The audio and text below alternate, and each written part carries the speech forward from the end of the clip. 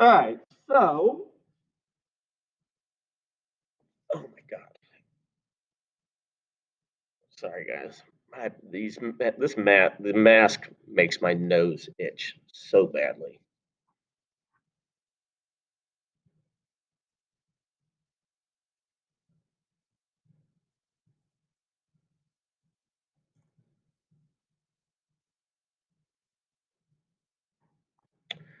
All right, so far we have talked about the different categories of disorders.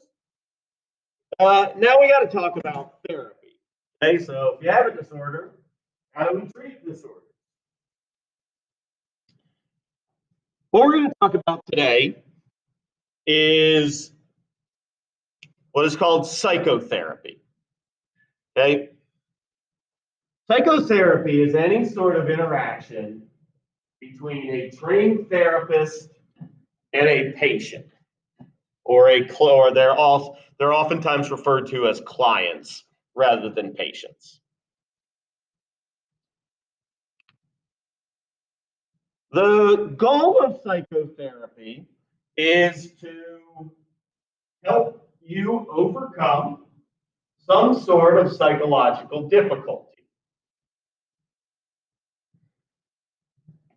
Recently, though, I would say up until the past like 3 or 4 years, probably, there was some stigma associated with going to therapy.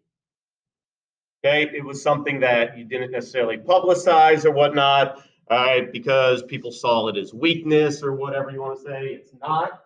Okay, but really, within the past couple of years, that stigma of going to therapy has gone away. And a lot of times people just go to therapy just to have somebody to talk to that is maybe a third party. Okay, they're not biased, right? It's just like a healthy thing, just to help people grow. So a lot of times people are now going to therapy who do not have any psychological difficulties, right? They're just going because it is helpful. They feel better. It's almost kind of like doing yoga. Okay, they just feel better afterwards. Psychotherapy is what we think of as talk therapy. Okay, where they're just going and talking.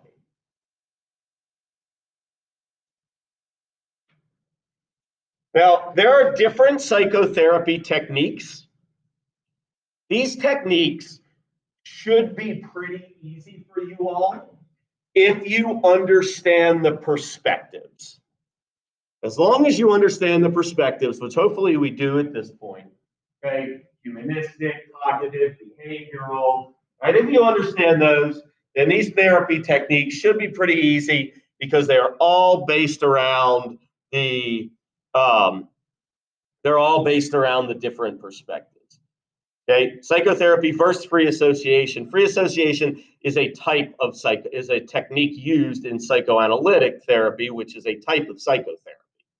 Psychotherapy is just the broad term for all of these different types of talk therapy.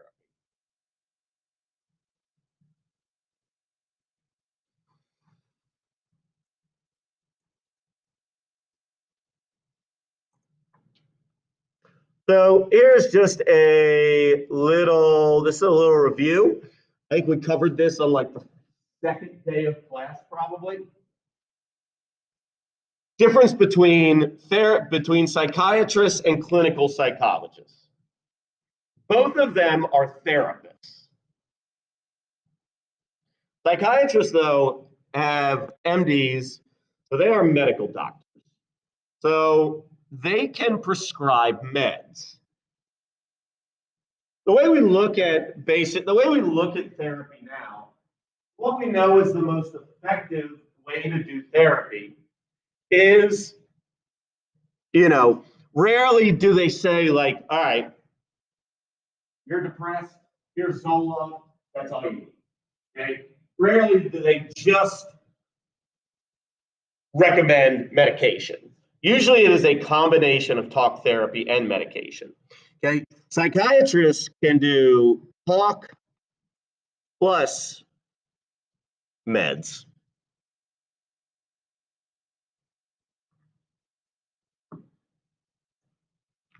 Clinical psychologists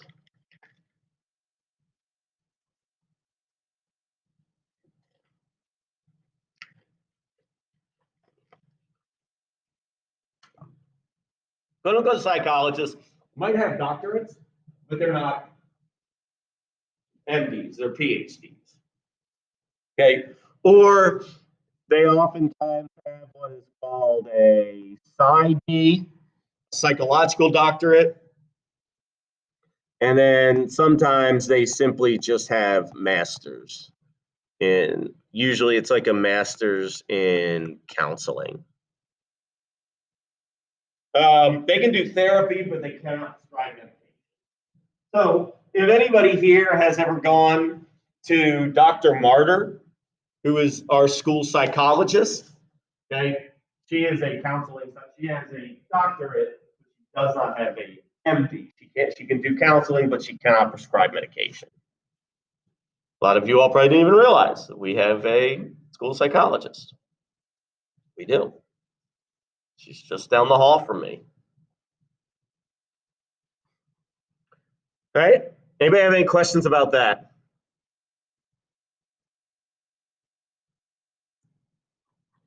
So we're going to talk about these different techniques, but what is used for the most part now is what is called the eclectic approach. When something is eclectic, anybody know what the word eclectic means? Describe somebody as being very eclectic. Eccentric? Not necessarily eccentric. If I say my music taste is very eclectic, what does that mean? I like old school country and I also like gangster rap. Inclusive, yeah. Okay. Like eclectic means it has a lot of different aspects to it. The eclectic approach is the way that so we're going to look at these different techniques. The way that we look at therapy now, what they have found is the most effective for therapy is combining multiple different techniques or types of therapy. So the one that we will look at the most is what is called CBT, cognitive behavioral therapy, which is combining cognitive therapy, doing therapy to change thought patterns, and behavioral, which is doing therapy to change behavior.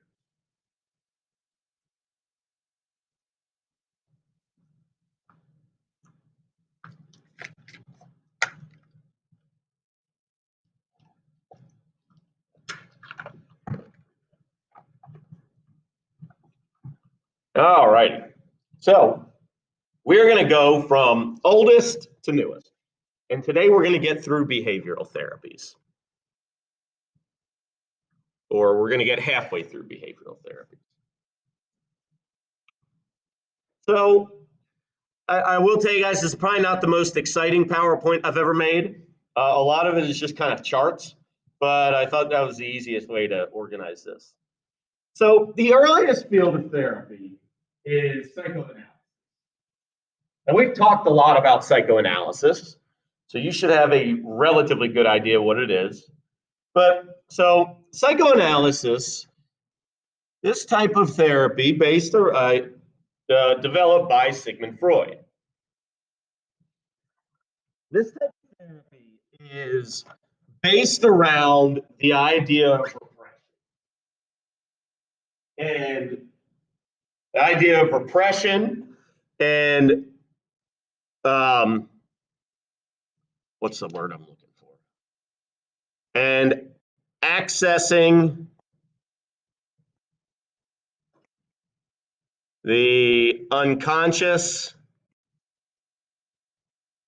and then the conflict between the id, the ego, and the superego. The whole point of psychoanalysis is the analyst helps guide the patient into insight into personal anxieties. This is a type, these two early types of therapy, psychoanalytic and humanistic, are what are referred to as insight therapy, because they really help the patient get insight. What does insight mean? Hmm? I don't know how to Three. Yeah. I want to say something.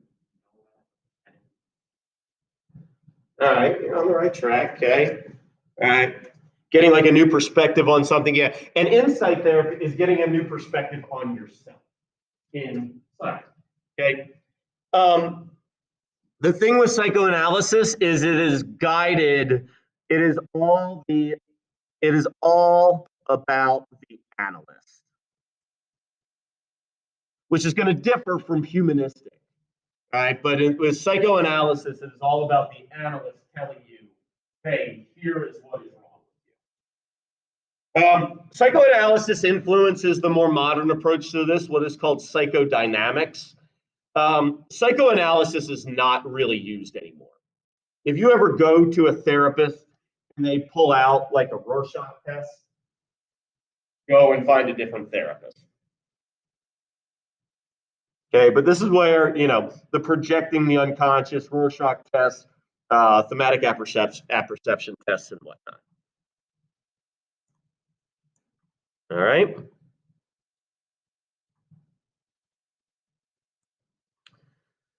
So what are some of the different techniques that they use? So as we said, it focuses on the id, the ego, superego conflicts. All right, free association, which we've talked about, which is just talk. The idea there is that eventually there are going to be just kind of like burps of the unconscious. So the way I have these charts set up is here, these are the techniques. Here's my definition, and then here are the examples. All right, so with free association, you might get a Freudian slip. When you say something that you don't mean to. And then it's the analyst's job to take that and tell you what it means.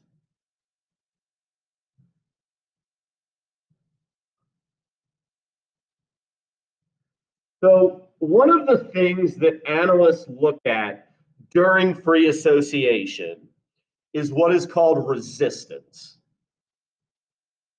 Resistance is when a patient is talking about something. Let's say that they're talking about their mom, and the therapist asks them, well, tell me about your mom when you were a teenager. And they say, I don't really want to talk about that right now. Or they try to change the subject. They're resisting talking about it. To the therapist, that is like bingo. We're getting to the root of the problem. If you don't want to talk about it, then the therapist takes that as, well, that is something that we need to dive more into. So when a patient resists talking about something, that's when the therapist will really start kind of turning the knife and trying to get you to open up. Because it means that you're getting to the root of the problem.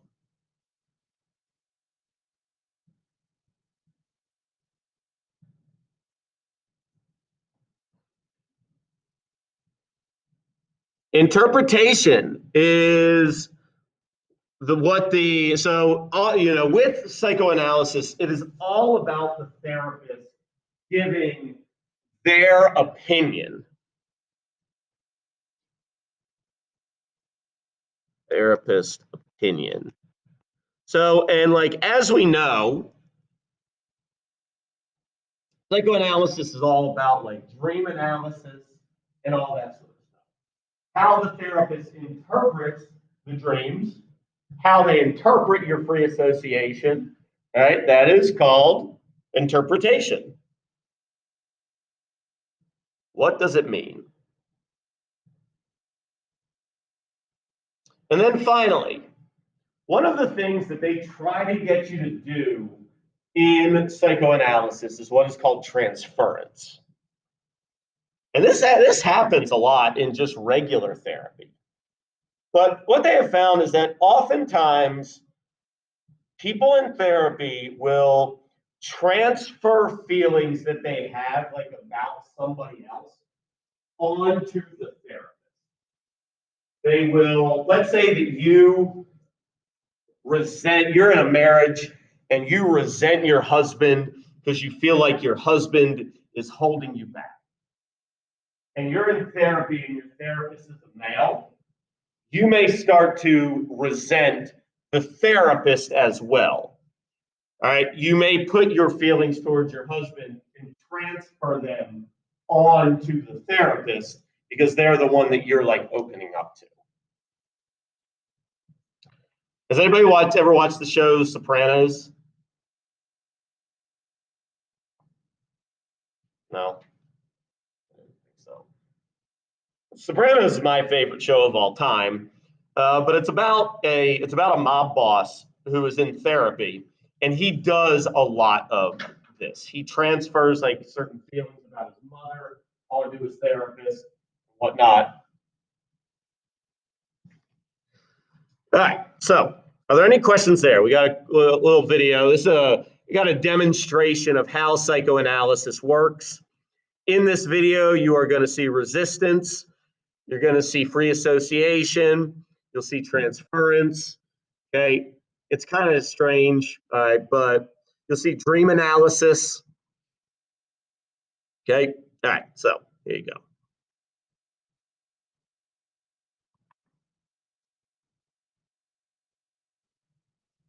This sometimes humorous reenactment of a psychoanalytic therapy session based on an actual case effectively shows the principles of free association, transference, resistance, and dream interpretation in action. I really don't have much to talk about today. Nothing much has happened in the last 24 hours. Work today was boring, so I really don't have much of interest to talk about. When you left here yesterday, you seemed kind of anxious about a date you had last night. Oh, yes. I don't know why I forgot about that. The whole reason I came to analysis was to figure out what goes wrong every time I start dating a woman. Anyway, the date last night was pretty much a bust. I felt awkward and inept. I took her to a movie, but I couldn't enjoy the movie because the whole time I was wondering about whether or not she found me interesting. She didn't say anything to me, so I kept thinking that she didn't want to have anything to do with me. Anyway, an hour into the movie, she asked if we could go because she was feeling sick. So I took her home. I felt like a complete failure. Oh, that reminds me of a dream I had last night. I was sitting in a movie theater, but for some reason it was all lit up instead of dark. The name of the film was Crimes of the Heart, which I haven't actually seen in real life. A woman sitting behind me was giggling, so I turned around and looked at her. She kind of flirted with me, so I turned back immediately. Then I noticed a man sitting about 4 or 5 seats away from me in my row. He looked like a real slob and was incredibly obnoxious. I noticed he was eating buttered popcorn in a messy, disgusting manner. I handed him a napkin. I don't know where I got a napkin from. But anyway, the man completely ignored me and just kept on eating. Then he noticed the woman sitting behind me, and they began to exchange flirtatious glances with each other. Finally, the man got up out of his seat and went and sat next to the woman behind me. They were giggling and carrying on, and made it hard for me to hear the movie. Then an usher came up and told me that I was making too much noise and I should leave. I explained to him that it was the couple sitting behind me that was making all the noise, not me. But he didn't seem to believe me. He just kept telling me to leave. I argued with him, but he got increasingly threatening. It looked like he was going to bash me one any minute. Then I woke up. As you think about the dream, what comes to mind? Well, the first thing that comes to mind is pretty obvious, I guess. I think about the movie that I went to last night. In both situations, I felt pretty uncomfortable. But my date really looked nothing like the woman in the dream. I can't really say the woman in the dream reminded me of anybody. I know she was wearing glasses. Oh, I just remembered something. She was holding a white rose in her hand. I know that sounds pretty bizarre to be sitting in a fully lit movie theater carrying a white rose. Does the white rose bring anything particular to mind? Oh, of course. The woman I took out last night was named Rose. But like I said, she really looked nothing like the woman in the dream. Besides, the woman in the dream was sitting behind me. Wait a minute, I know what you're going to say. You're going to say that you are sitting behind me, and therefore the woman in the dream must represent you. I really don't think so, though. Because like I said, she really looked nothing like you. Besides, you don't wear glasses. The only other association I have to roses goes back to my childhood. I remember my mother had a rose garden in the backyard, and she worked out there constantly. A memory just popped into my mind. I must have been only 5 or 6 years old. All right, so there you go, guys. So you can see the transference is like when he's like, I know what you're going to say right then, right now. Resistance, when he's like, oh, yeah, I almost forgot about that. And then the dream analysis. So, any questions there about psychoanalysis? From psychoanalysis comes psychodynamics, which is really the difference is there is a less focus on the id, the ego, id, ego, superego, and less unconscious and less sex. It says sex. Okay, and more of just like personal insight.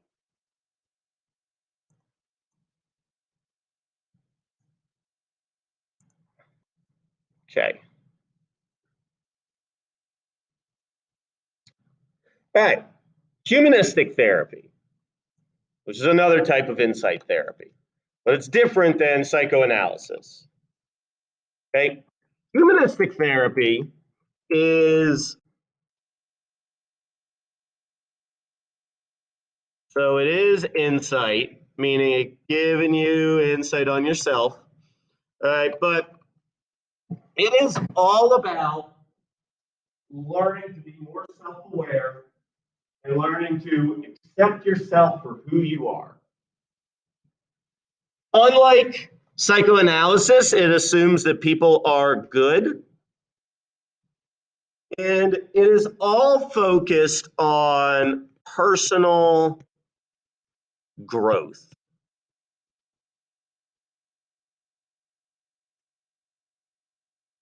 It focuses on the present and the future rather than the past. Psychoanalysis is all about the past. It's dealing with taking personal responsibility, getting in touch with your own feelings. It's very sort of touchy-feely. It was developed by this guy right here on the right, who looks like a 1970s coke dealer in Miami. Okay, his name is Carl Rogers.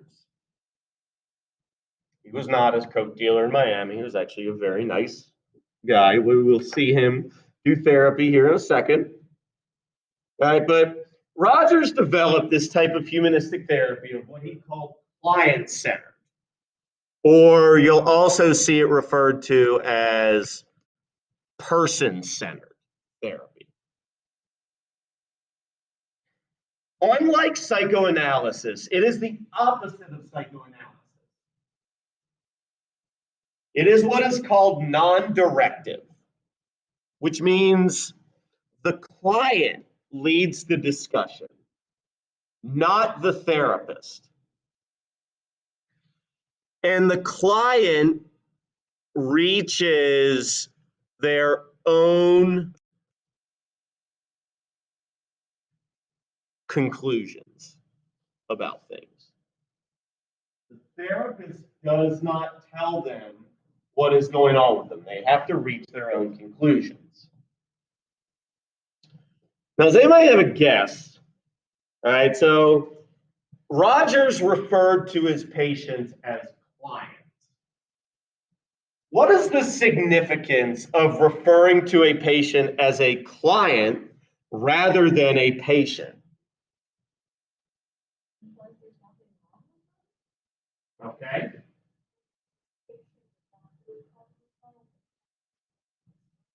Okay, yeah. All right. When somebody's a patient, it's implying that there's something wrong with them. This is all about, no, there's nothing wrong with you, because it's all about self-acceptance, right? But then also, yeah, it seems less medical, okay? Shows that Carl Rogers works for them and wants to do everything in his power to help them. That is, who said that? Aditi. That is a really good way of saying it. When somebody is a client of a company, that company is doing whatever the client wants. The client is in charge. That is what Rogers wanted, that the client is directing it.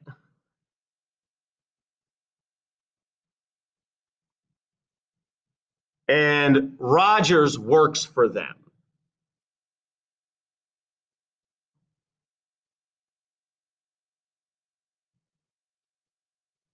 Now, any questions there before we look at a couple of different techniques? Then we'll watch a video of Rogers doing therapy. All right, so for this to work, okay, his whole goal is just to create an atmosphere of genuineness, acceptance, and empathy. He is there for you.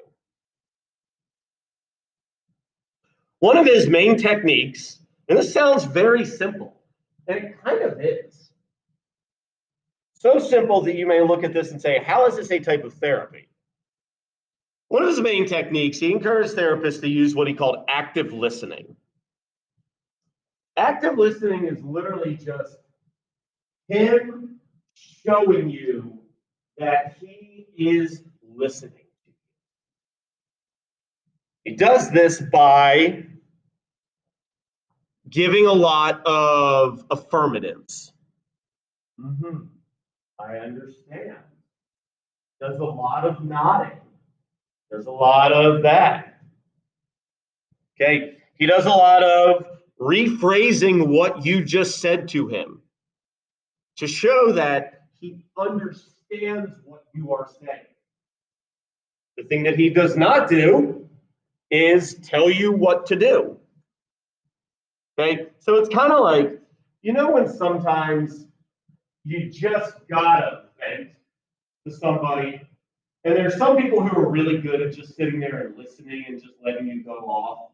And then some people are always trying to give their thoughts on what you should do. Okay, and it's kind of annoying, right? But sometimes you just gotta bitch.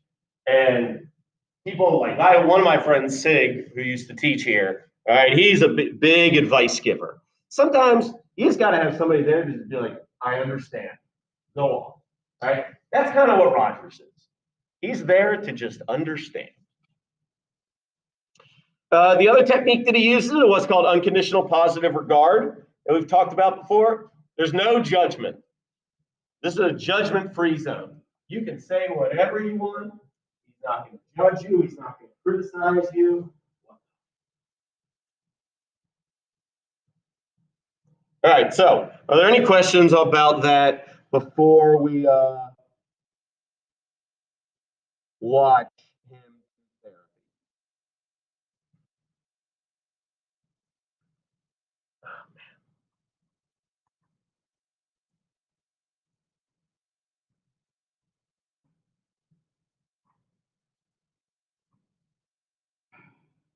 have any success in creating the kind of conditions that I described initially, then we may be able to see some of these changes in this time, even though I know in advance that our contact is going to be very brief.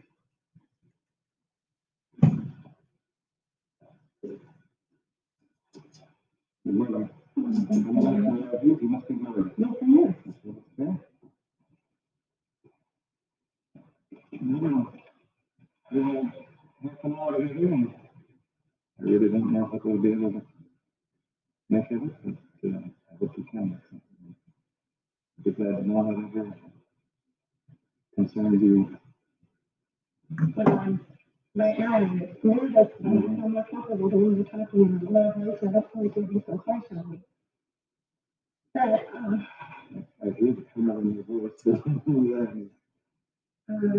the main thing I want to talk to you about is,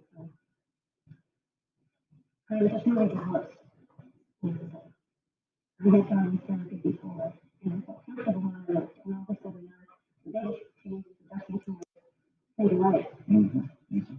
And one of the things that bothered me the most is, especially men and coming into their homes and how it affects the children. And, the biggest thing I want, the thing that's coming to mind I want to tell you about is I have a daughter now who at one time I thought had a lot of emotional problems. I wish I could stop shaking. And I have come up with the things affecting her. I don't want her to get upset. I don't want to shock her. I want for her to accept me. And we're really close to each other, especially about sex. And the other day, she found out I was holistic pregnant, and she asked me all about holistic pregnancy. And our conversation was fine, and I wasn't use it all with her until she asked me if I'd ever made love to her. Man, since I was forget, and I lied to her. And ever since that, it keeps coming up to my mind because I feel so guilty behind her because I never really know what to text me. I almost want an answer from you. I want you to tell me if it was sexual, I want to total the truth or what. And it's this concern about her and the fact that you realize that this open relationship that has existed between you and her is kind of. Yes, I feel like I have to be on guard about that because I knew when I was a little girl when I first found out my mother told me love it was dirty and terrible and I did not feel it for long. And I don't want it to you either, and I don't know. I'm sure wish I could give you the answer as to what you should tell. Well, what can I have to say that? Because it's really not an answer. I want to especially know if it would affect her, if I was completely honest and open with her, or if it would affect her because I lied and feel like that would make it strange because I lied to her. Because she will suspect that or she will know something is not so I'm good. sure she'll discuss this, yeah. All right, so you can see he does a lot of, I understand, he rephrases what she just said, so you're saying this, but then also she says, I just want you to give me an answer. He's like, sure wish I could. Sorry, can't. Some students in the past have gotten really pissed at this type of therapy because you're like, what good is it? But I think there is a lot of value in being able to kind of work through these things on your own. So, any questions about client-centered therapy? All right, finally, behavioral therapies. Behavioral therapies were developed initially by a woman named Mary Cover Jones. And behavioral therapies are not insight. Because if we remember the behaviorists, what do the behaviorists not care about? Thought processes. They don't give a shit about thought processes or emotions or feelings because you can't see them. All right? They said psychology should be the study of observable behavior. So the behavioral therapies are all about, they assume that our behaviors, not our thoughts and feelings, are the root causes of our issues. And so the belief here is that changing behavior can change attitude. These types of therapies have been found to be very effective, especially when it comes to erratic patterns of behavior, like obsessive compulsive disorder and phobias, things where there are specific behaviors involved. Unsurprisingly, these types of therapies, right, either follow along with classical or operant conditioning techniques. So those are kind of the two behavioral processes. The way that we learn and change our behavior. So we're going to talk about classical conditioning techniques, and then I'm going to let you go. Okay. Has anybody ever seen this movie? The picture up here, A Clockwork Orange. It's like one of those like cult classic movies. I would not recommend it. It's not very good, and it's very disturbing.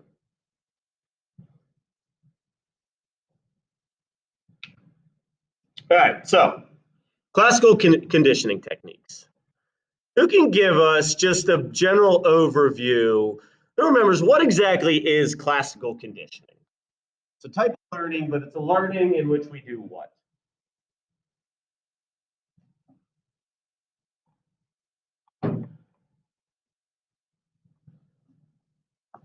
Anybody remember? Well, all right. We learn to associate two things that were previously unrelated. Okay? We learned that A predicts B. Okay? Pavlov's dog. Pavlov's dog learned that it rang a bell, presented food, and the dog salivated, and eventually the dog salivated at the sound of the bell. These classical conditioning techniques are looking to change associations through what is called counter conditioning.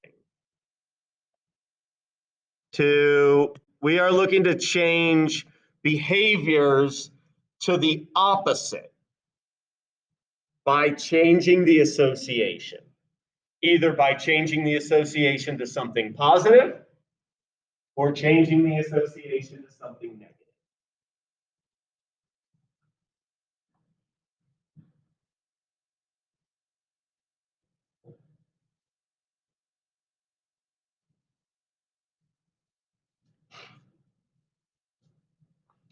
So there are two types of these counter conditioning techniques.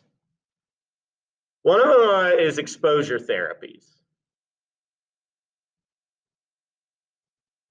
Exposure therapies are meant to expose a person to something that they fear or avoid.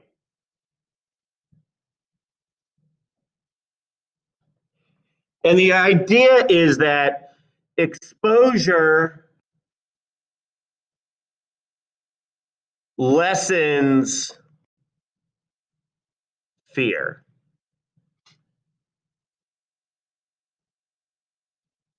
I was watching the John Wayne Gacy documentary this weekend, and there's a part in it when they're in trial. One of the witnesses against Gacy said that when he was on the stand, Gacy was just staring at him the whole time. And instead of looking away, all the guy did was just stare right back at him. All right, because when we fear something, we just need to confront it. And by confronting it, it takes away the threat of it.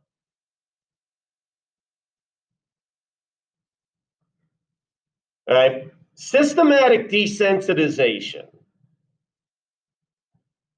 Systematic desensitization is essentially a technique. It's often used with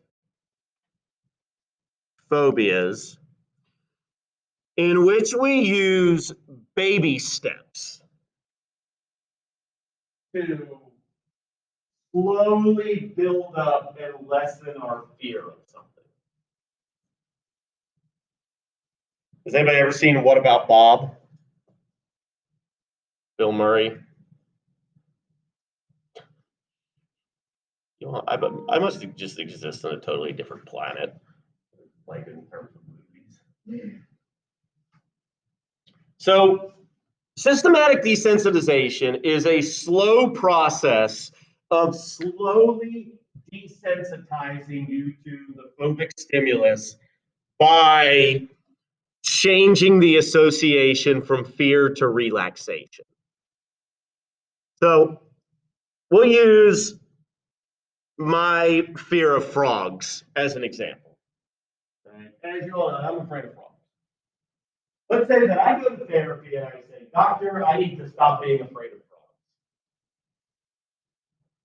First thing that they would have you do with systematic desensitization is create what is called a hierarchy of fear or an anxiety hierarchy.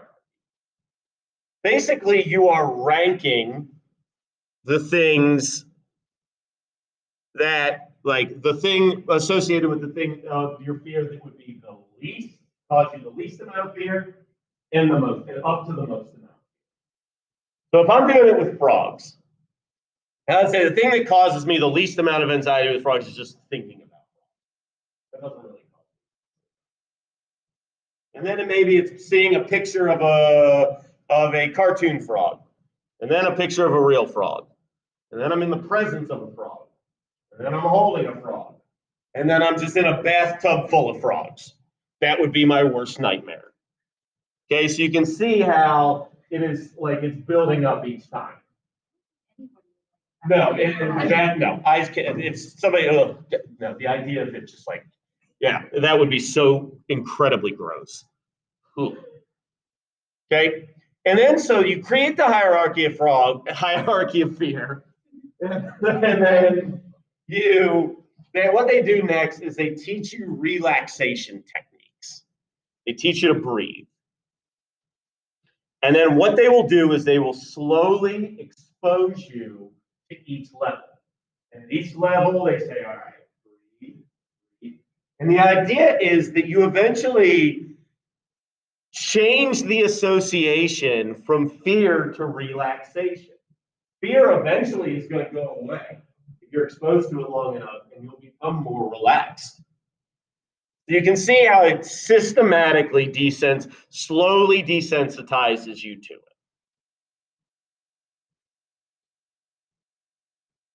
Okay, so hierarchy of fear plus relaxation techniques, and then just a step-by-step process. I do have a video on here explaining this, going through this if you want to watch it. Okay, does everybody understand that one? Yeah. Now, one of the newer systematic desensitization techniques, what they use a lot now, they've been using a lot recently because it's cheaper and it's easier, is what is called virtual reality exposure therapy, or VRET. Okay, this type of therapy, they can do systematic desensitization, but hold on, let me go back to systematic desensitization real quick.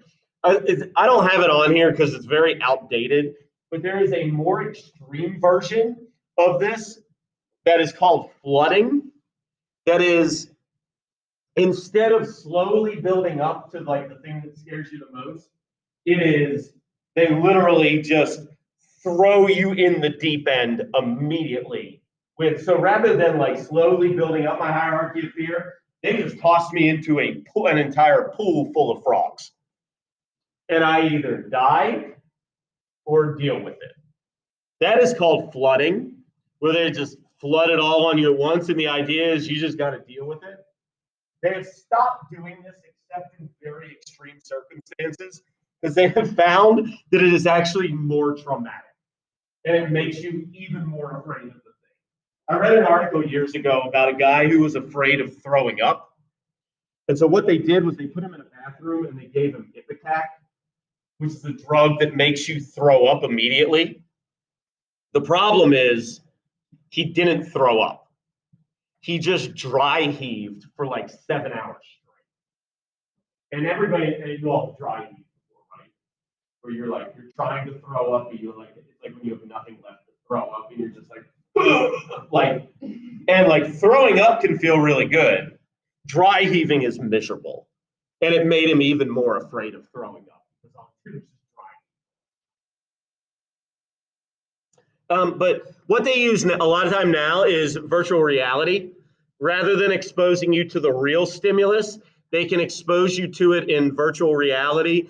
And those VR goggles are so realistic now that like it feels like you are actually experiencing the thing, but you're doing it in a safe setting. One of the things that they have had a lot of success with this is PTSD. Spent with veterans coming back and exposing them to those things to help them learn how to cope with those fears, but they are in a safe setting, like exposing them to combat situations in a safe setting.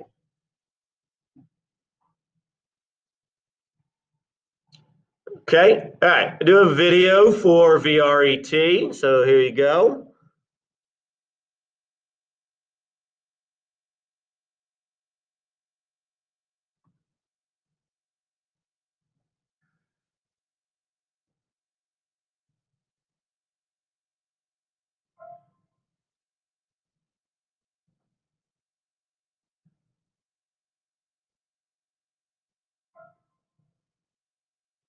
Do you feel like this is something that's really impacting your life in a big way, like interfering with your ability to do your work? I was doing this interview with John Cho. Feel good? We decided for some reason we were going to do it at the top of this building. I did it. I couldn't refuse. I mean, it's my job. You know what I mean? And it's not hard to explain, but I have a fear of heights. I feel like it's not like a normal fear of heights. I'm worried that I will jump off of things, basically, is what happens.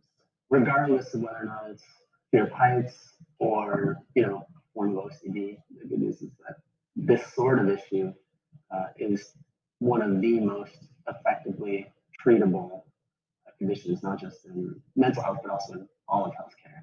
Really? Yeah. Okay. Yeah. Wow. That conversation was real. What's not so real is the way Dr. Aronovich wants to treat me. He's one of about 200 therapists testing a new virtual reality platform with his patients. Most people have only used VR to play video games. But now that VR technology is getting cheaper, people are starting to use it for other things, like therapy. Limbix, a small startup in Palo Alto, is developing VR experiences that mimic real life. Maybe you can tell me what you're seeing right now. It's a good place to start. Welcome to Limbix VR. Take a moment to adjust your headset, get comfortable, and prepare for therapy. Like this driving scenario with variable intensity and danger. The idea is that if someone's afraid of something, the best way to treat them is to gradually expose them to it. And over time, their fear will get less intense, or even go away.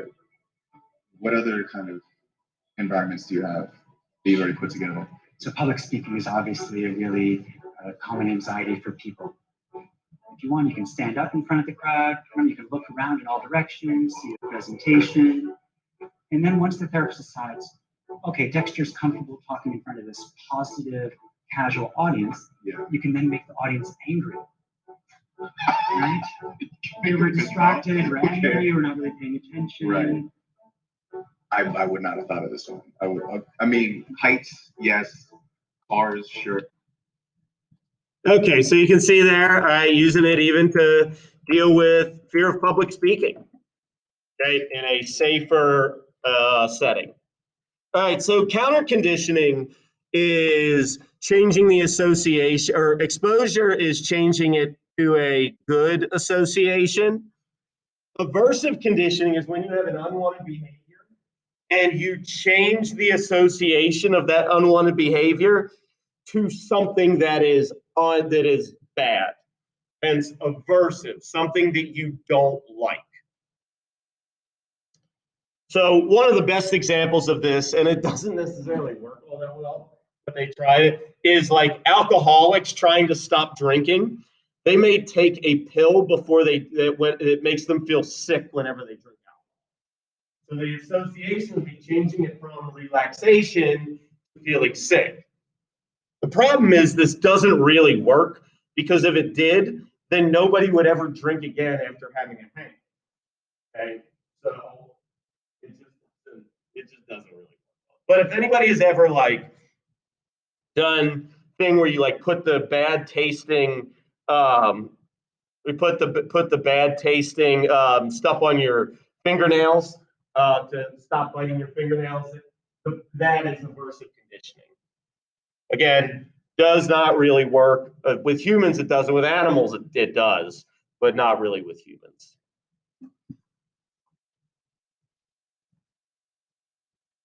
Okay. All right.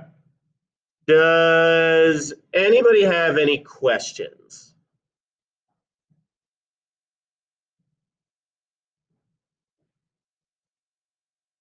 Okay. So, like I said, you do have an assignment. It is on the asynchronous for today.